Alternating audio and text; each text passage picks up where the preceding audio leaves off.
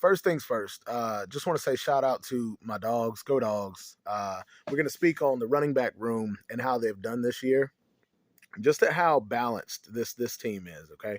Everybody sees these other teams where one running back gets the entire load, or this running back this running back that, and I get it. Some people, you might not have the running back room to be able to rely on it. Some people, that's not the way that their team is designed, and I get that. But when you hear these excuses about injuries and you hear about this and that, that is the reason why I love this team so much, just because we always have guys rotating. We always have guys ready to play, and we play a lot of guys. That way, if somebody does go down, that next man mentality is actually put into play. And so, first off, Kenny McIntosh, great season so far. He has 142 attempts for 779 yards. He's averaging 5.5 yards per carry. He's got 10 touchdowns. Now, as a receiver, he has 42 receptions, 505 yards, 2 touchdowns. That man literally has over 1,300 yards, almost 1,400 yards. Like, that's awesome. Like, that huge shout out to my man.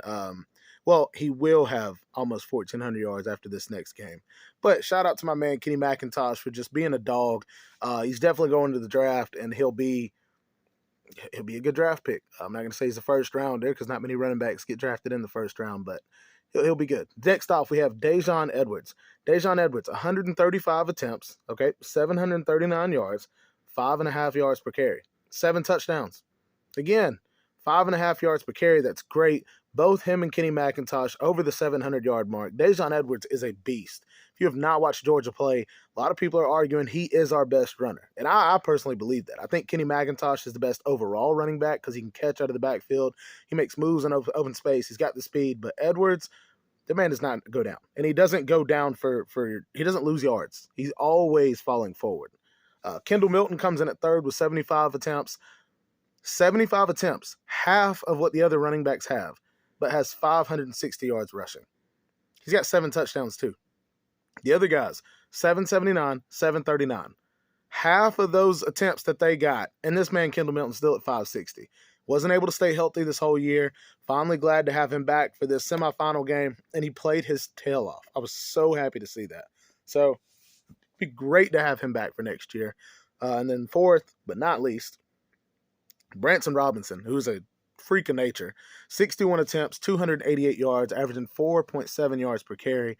Got him a touchdown. He is the future of the Georgia running back room, but it is a great thing to see him still getting 61 attempts in his first year. So even with a loaded running back room, even with us spreading the carries out like we do and still passing the ball around, we're still able to get guys reps because that's just how it is. So shout out to Georgia for making sure that everybody gets prepared and everybody gets their preparation reps. And, you're not just leaving guys on the sideline the whole time. You're not just leaving guys over there waiting until next year before they can get in. You're giving them reps. Even the young guys on defense, we saw that.